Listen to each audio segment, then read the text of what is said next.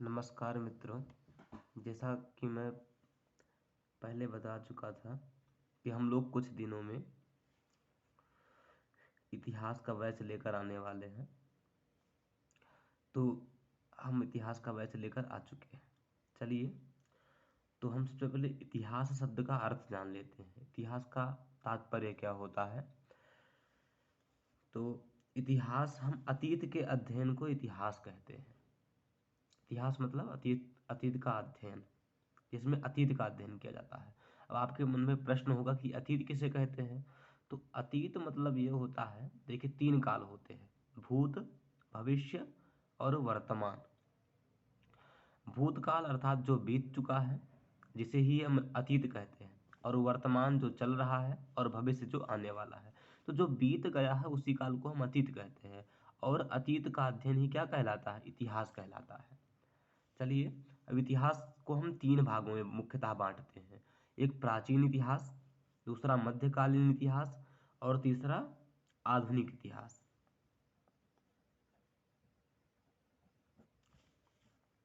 तथा कुछ लोग, कुछ विद्वज्जन, या फिर ये कहें कि जो यूपीएससी नाम की एक संस्था है, वह स्वतंत्रता के पश्चात एक टॉपिक शामिल करती है। इसलिए हम लोग इतिहास को 4 भागों में विभाजित कर लेते हैं।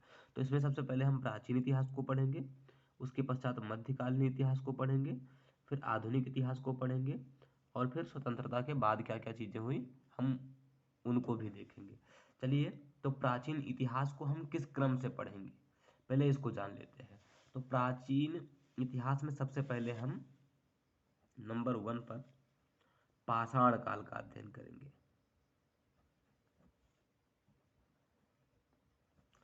पाषाण काल, पाषाण काल का विभाजन हम पाषाण काल को पढ़ते समय करेंगे, और दूसरा इसके पश्चात ताम्र पाषाण काल।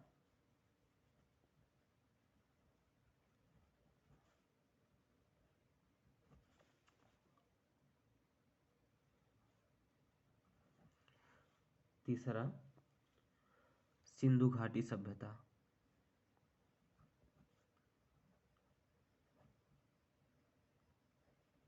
सिंधु घाटी सभ्यता का अध्ययन करेंगे। उसके पश्चात वैदिक काल।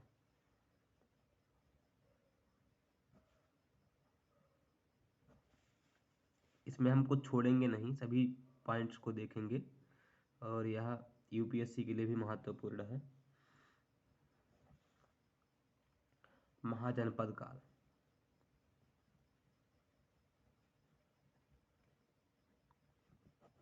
महाजनपद काल, उसके पश्चात बौद्ध जैन धर्म का विकास हुआ। महाजनपद काल के पश्चात बौद्ध जैन धर्म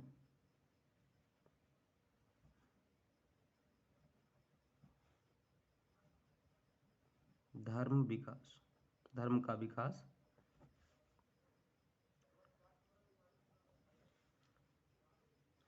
फिर मौर्य काल।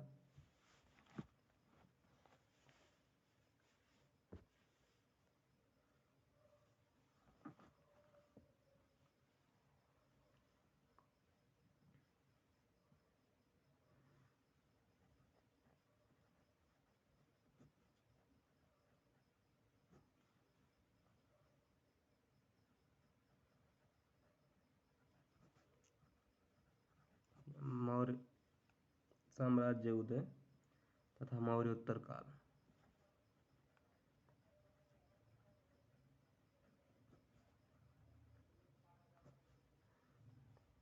या मौर्योत्तर काल का अर्थात यह है कि मौर्य जो थे उनका पतन।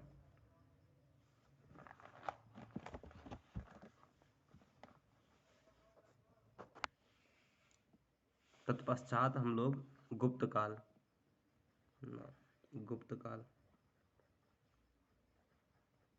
गुप्त काल का अध्ययन करेंगे। उसके पश्चात गुप्तोत्तर काल आता है।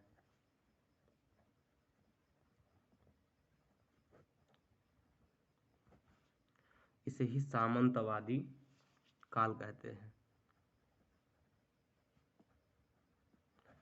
इसी वक्त जो भारत रहता है वह छोटे छोटे प्रांतों में बंट जाता है। चलिए, हमने क्या देखा कि हम प्राचीन इतिहास में सबसे पहले पाषाण काल का अध्ययन करेंगे, उसके पश्चात ताम्र पाषाण काल का अध्ययन करेंगे, सिंधु घाटी सभ्यता का अध्ययन करेंगे, इसे क्रम से अध्ययन करते जाएंगे। फिर वैदिक काल, महाजनपद काल, बौद्ध जैन धर्म विकास, मौर्य काल साम्राज्य उदय, मौर्योत्तर काल, गुप्त काल, उसके पश्चात गुप्तोत्तर काल। और गुप्तोत्तर काल को ही क्या कहते हैं? सामंतवादी काल कहते हैं, सामंतवादी काल कहते हैं। अब चलिए हम मैप में देख करके थोड़ा इनसे कुछ अपनी समझ बनाते हैं। जैसे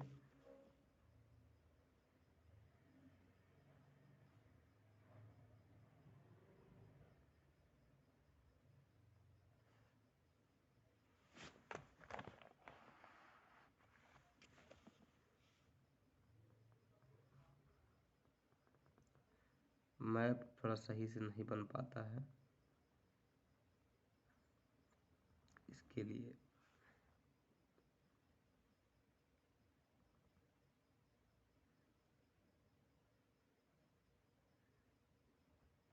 चलिए हमें जहाँ से काम है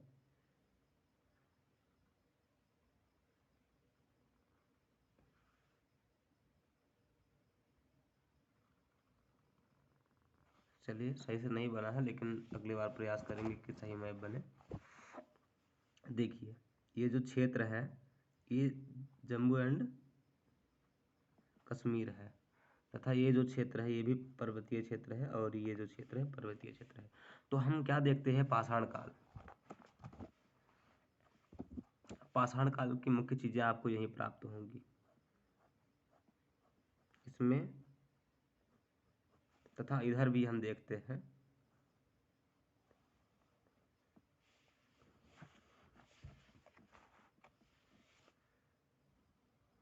इस क्षेत्र में भी हमें क्या प्राप्त होते हैं? पत्थर प्राप्त होते हैं।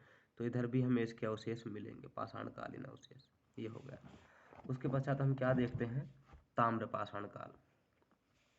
सिंधु घाटी सभ्यता। तो आप लोग यहाँ से जानते हैं कि यहाँ से एक नदी निकलती है, सिंधु नदी, और एक क्रमशः आती है।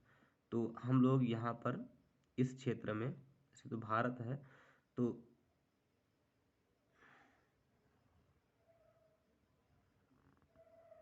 इस क्षेत्र में, या आपको हम सिंधु घाटी शब्द अच्छे से समझाएंगे, लेकिन अभी थोड़ी सी समझ बना लीजिए कि इसी क्षेत्र में सिंधु नदी के आसपास हम किसका अध्ययन करते हैं? तो सिंधु घाटी सभ्यता का अध्ययन करते हैं। उसके पश्चात वैदिक काल का विकास होता है इस क्षेत्र में। फिर महाजनपद काल आ जाता है। फिर जैन बौद्ध धर्म का विकास होता है। मौर्य काल आता है, मौर्य काल साम्राज्य का उदय होता है। और फिर पूरे भारत में मौर्य साम्राज्य का उदय रहता है, तथा उसके पश्चात मौर्योत्तर काल आता है। अर्थात इधर से, इस दिशा से कुछ लोग यहाँ आक्रमण कर देते हैं, आक्रमण के कारण इनका पतन हो जाता है। और उसके पश्चात गुप्त काल का गुप्त काल का उदय होता है। फिर गुप्त काल का भी पतन हो जाता है, और उसके पश्चात ये जो भारत है छोटे छोटे प्रांतों में बंट जाता है। चलिए, तो ये बातें हो गई, थोड़ा सा हम लोग इसका परिचय देख लिए। अब हम थोड़ा आगे बढ़ते हैं।